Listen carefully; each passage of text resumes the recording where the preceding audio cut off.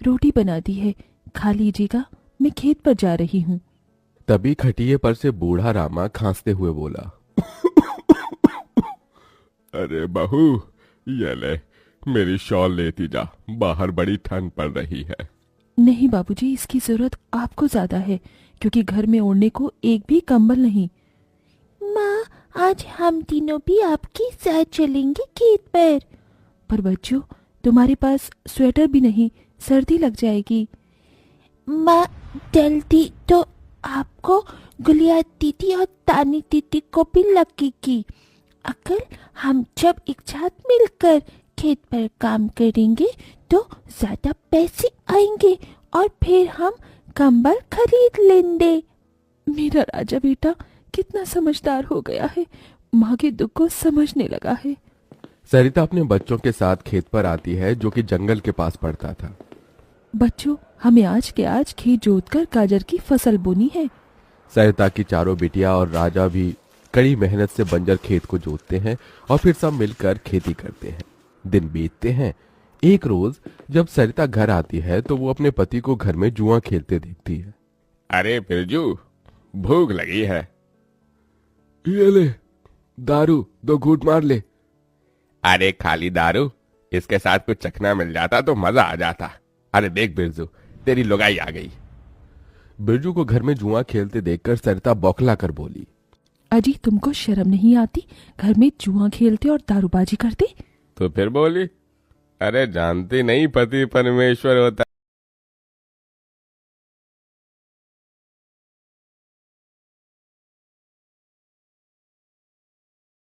का खिलाने को राशन नहीं मेरे पास। 6 बच्चे हो गए हैं, जानती भी हो इन सब का पेट कितनी मुश्किल से पाल रही हूं मैं। तुम्हें तो जिम्मेदारी से मतलब ही नहीं। घर में बूढ़ा बीमार पिता है, तुम तो कमाने गए थे ना, फिर क्या हुआ? आते ही पैसे मांगने लगी। पति ने खाया पिया कि नहीं ये तेरा बाप पूछेगा। नशे में धुत बिरजू सरिता से अकड़ते हुए अपनी चमड़े की चप्पल निकालकर उसे बहुत पीटता है। ये ले, और लड़ाएगी जबान। मैं कमाता नहीं तो क्या इस घर में मेरी इज्जत नहीं होगी? ये ले। बचाओ, ओह बचाओ, माँ को मत मारो पिताजी। तभी लड़खड़ाते हुए बिछौने से उठकर बूढ़ा रामा कहता है, अरे निकम्मे, छोड़ दे बहू को, निकल जा इस घर से तू, और फिर कभी शक्ल मत दिखाना। अरे ये मेरा घर है, मैंने बनाया है इसे। बिरजू चला जाता है। तभी रामा रोते हुए बोलता है, अरे जाने कैसे उड़ाऊं बेटे को जन्म दे दिया है मैंने। मेरे हाथों भारी गलती हो गई जो इसे तेरी शादी कराई। बहू, माफ कर दे मुझे।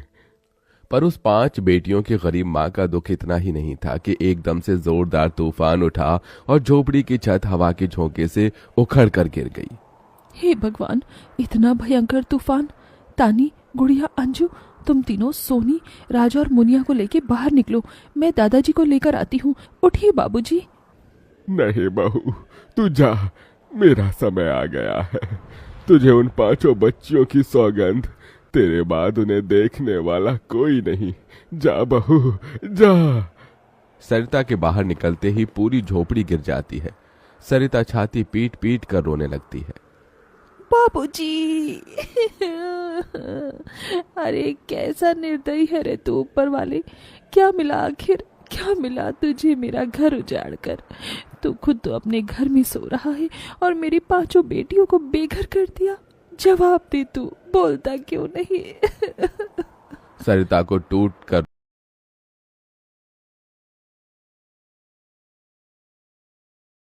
चुप हो जाओ माँ, रो मत। माँ, मुझे जल्दी ठंड लगती है। हे भगवान, इतनी बर्फ गिर रही है, मुझे इस ठंड से अपने बच्चों को बचाना होगा। सरिता सबका दरवाजा खटखटाती है, मगर कोई भी मुसीबत में उसकी मदद नहीं करता। हार कर वो अपने जंगल वाले गाजर के खेत में आ जाती है और सब रात भर ठंड से कांपते ठिठुरते हुए बीतती है। माँ, बहुत भूख लगी है। हाँ माँ, मुझे भी भूख लगी है। तभी सरिता की सबसे बड़ी बेटी तानी खेत में देखती है जहाँ लाल लाल गाजर उगे थे। देखो माँ, हमारे खेत में तो गाजर तैयार हो गए हैं। फिर तानी अपने सभी भाई बहनों को गाजर तोड़ कर देती है। ये लो मेरी बहनों, गाजर खा लो। अपनी बेटियों को ठंड में ऐसे देख उस गरीब माँ का मन अपार दुख से भर जाता है। अपनी इस गरीब लाचार माँ को माफ कर देना बच्चों, तुम्हें ये ठंड भोगना पड़ रहा है। तभी एकदम से दिन का माहौल रात सा हो जाता है और तेजी से बर्फ गिरने लगती है।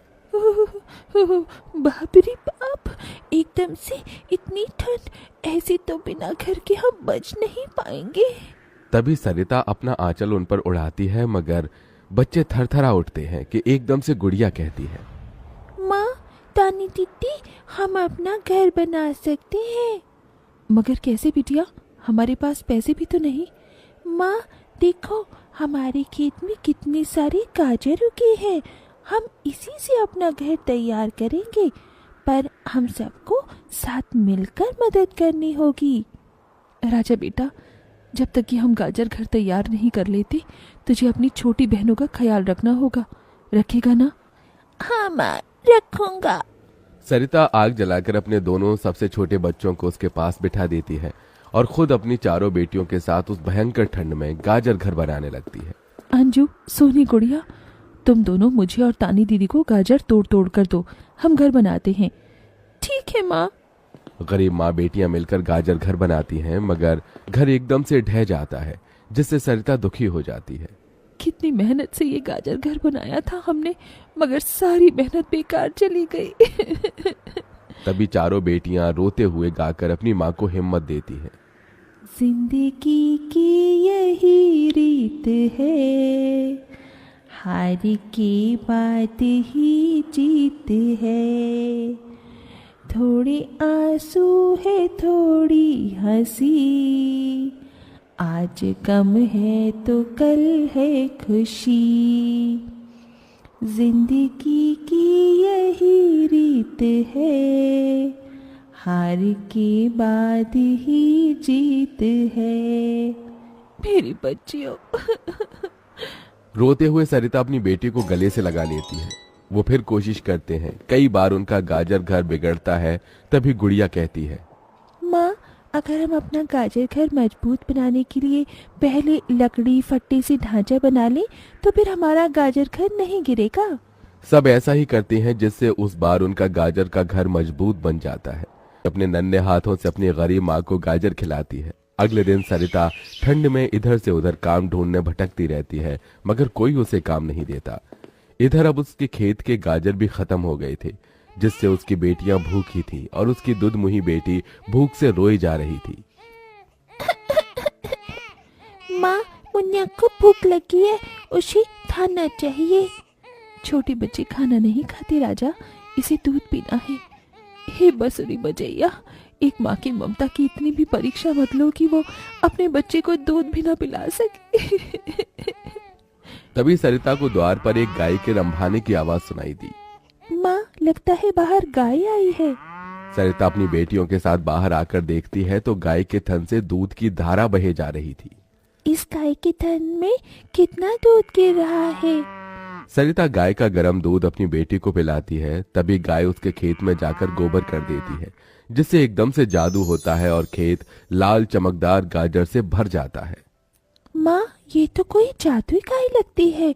देखो, हमारे खेत में कितने गाजर उगाए। हाँ गुड़िया, मैं जादुई गाय हूँ।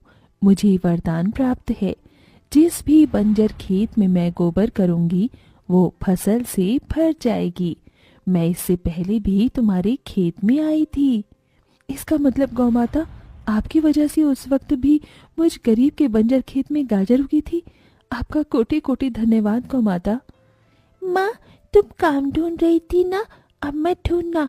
तुम तो कितना अच्छा गाजर का हलवा बनाती हो, और गाय के दूध से खोया, घी, दूध सब बनता है। तुम हलवा बनाकर बेचो। सरिता उस गाय के दूध से घी, खोया तैयार कर लेती है और गाजर का हलवा बनाकर बेचने लगती है, जो कि लोगों को खाने में स्वादिष्ट लगता है। उसकी अच्छी कमाई होती है, जिससे उसकी आर्थिक स्थिति ठीक हो जाती है और वो गाय उसके गाजर घर के बाहर बंधी खेत के गाजर और घर दोनों की पहरेदारी दिया करती।